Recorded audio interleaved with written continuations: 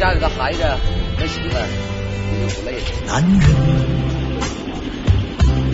请原谅他不浪漫。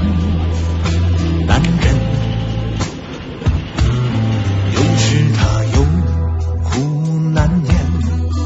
哦，男人，宝贝儿，想死了。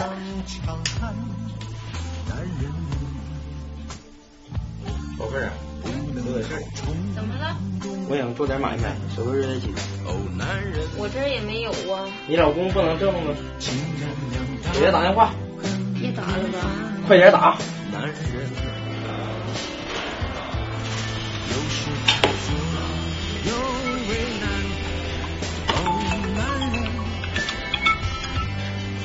喂，老公，孩子生病了，家里的钱不够了。什么？严重吗？那我现在回去吧。啊，你不用回来，我明天就带他去医院了。你得需要1万块钱。行，我明天给你转过去。你照顾好女儿。正二了，我再加一会儿班。男人好难，做人好难，70岁了还是提心吊胆，有些背叛只好袖手旁观，习惯了一笑而过。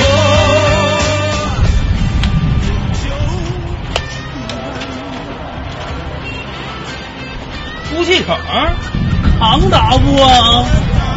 扛哥。男人好难，做人好难，70岁了还是提心吊胆，有些背叛只好袖手旁观，习惯了一笑而过。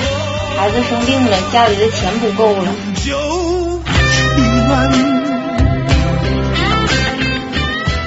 媳妇儿，钱到账了吗？到了。那就好。女儿好点了吗？好多了，你怎么样啊？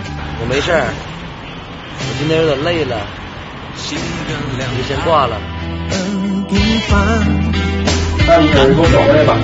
哎，有时他左右为难，哦，男人，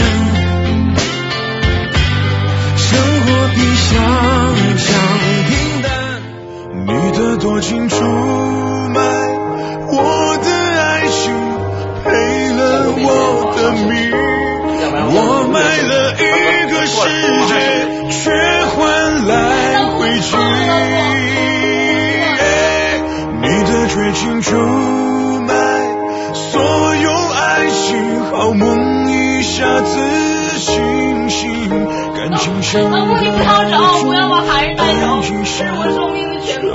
他的生命是你给他的，但是这个家也是你造成的。你的多情出卖我的爱情，赔了我的命，把孩子抱走。我买了起来，一个世你已经不界，配做孩子的妈妈了。换来回去。